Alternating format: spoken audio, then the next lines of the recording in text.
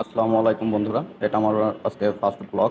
তো আমরা ফ্যামিলির সবাই বাইরে ঘুরতে গিয়েছিলাম। তো সেখানে আমাদের ফ্যামিলির সবাই ছবি তুলতেছিল। এটা হচ্ছে যে ছবি তুলে দিচ্ছে আমার বোনের দেবর এবং আমার মেয়ে আমার বোনের পাশে গিয়ে বসেছিল যেন সে ছবি তুলতে পারে। হ্যাঁ, তার জন্য সে ওখানে গিয়ে বসেছে এবং সবাই খুবই এনজয় করতেছিল, মজা করতেছিল। তো আমার মেয়েও আজকে অনেক খুশি ছিল, আলহামদুলিল্লাহ। সবাই যখন ছবি তুলতেছিল সেও ছবি তোলার জন্য অনেক আগ্রহী ছিল, কিন্তু তার পিছন পিছনে আমাকে অনেক ঘুরতে হয়েছে, কারণ সে অনেক চঞ্চল। সে অনেক একটু পর পরই অনেক জায়গায় চলে যায়। তো ওইটা হচ্ছে আমার ফুপু এবং ওইটা হচ্ছে আমার ভাস্তি। আর পাশে সাদা ফ্রক পরা যে মেয়েটা আছে সেটা হচ্ছে আমার শালি। আর এটা হচ্ছে আমার ছোট ভাইয়ের বউ। এটা হচ্ছে আমার ওয়াইফ। ও আমার মেয়েকে নিয়ে যাচ্ছে, কারণ আমার বোন ছবি তুলবে সেজন্য ওকে ডাকছিল। তো সবাই মিলে ছবি তুলতেছে ওরা এখানে, খুব এনজয় করতেছিল।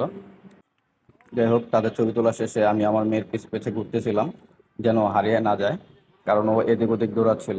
একবার এদিকে যায় একবার ওদিকে যায়, কারণ সে আজকে অনেকটা খুশি। আমার হাতও ধরতে চাচ্ছিল না, সে শুধু ঘুরতে চাচ্ছিল একা একাই। তার জন্য আমি একাই ওকে ছেড়ে দিয়েছিলাম। তো তার জন্য আমি ওর পিছ পিছ যাচ্ছিলাম আর কি। দেখুন বন্ধুরা, আমার মেয়ে আজকে কতটা খুশি, আলহামদুলিল্লাহ। দোয়া করবেন যেন আমার মেয়েটা এভাবেই সারা জীবন খুশি থাকতে পারে। এবং আশেপাশে অনেক লোক ছিল, সবাই অনেক এনজয় করতেছিল। এটা হচ্ছে আমাদের মিরপুর শহীদ মিনার। যারা মিরপুরে থাকেন তারা তো শহীদ মিনার চিনে থাকবেন, আর যারা না চিনে থাকেন তাহলে অবশ্যই আসবেন, জায়গাটা অনেক সুন্দর। একবার যখন আসবেন তখন দেখলে বুঝতে পারবেন।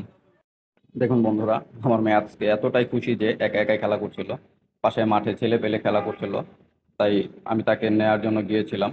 তার পিছ পিছ হাঁটতেছিলাম যেন ব্যথা না পায়।